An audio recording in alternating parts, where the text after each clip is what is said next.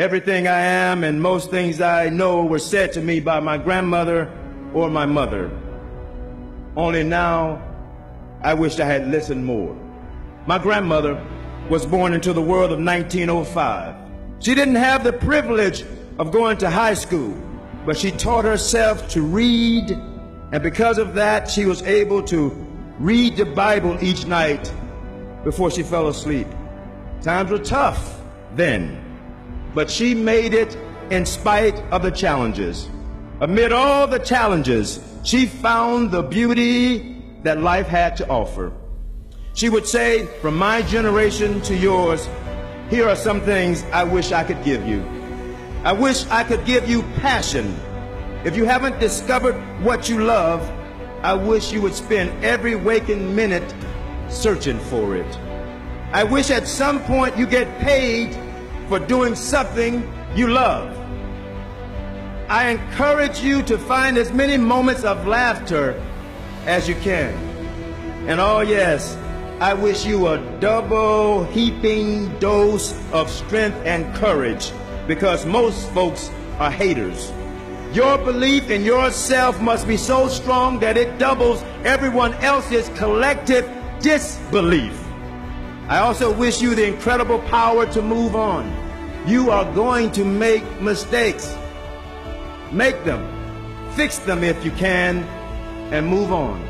When you have found, loved, and formed unions and raised children and taught students and built businesses and created new economic systems and developed theories and invented new technologies and produced, created, and told new stories in fascinating new ways, when your life is done and you join the spirits of all those that have come before you, you will have lived truly richly.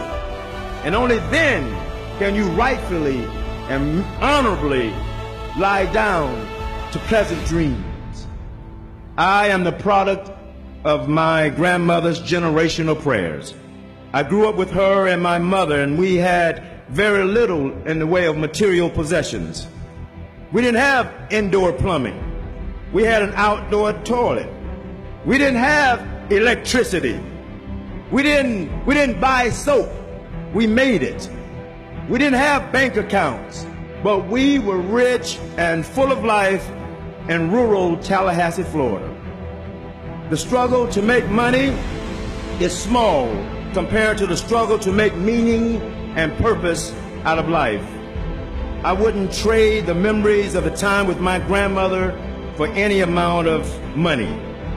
She would say, at the end of your life, baby, if all you've done is stack up a pile of money, how many figures are you worth? 6 figures? 7? 8?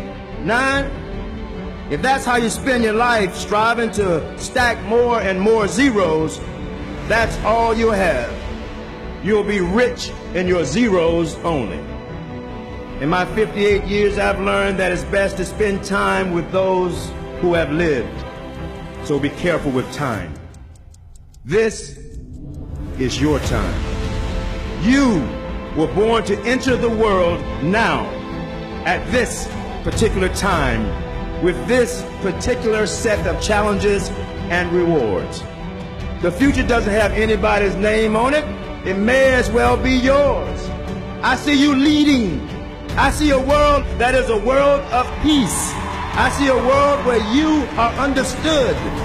I see a world where humans don't abuse each other physically, mentally, or emotionally. I see a world where politics and integrity are synonymous.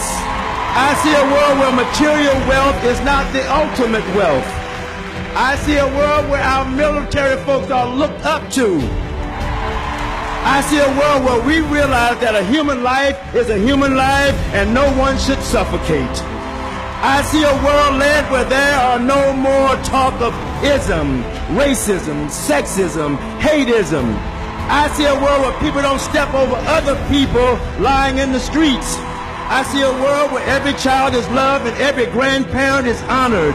I see a world with laughter in one hand and love in the other. Yes. My grandmother, what did she say? You die by how you live. You will be amazed how rich and full a moment can be. Experience all you can as deeply as you can. So live. So live. So live. So live. So live. So live. So live. So live. So live.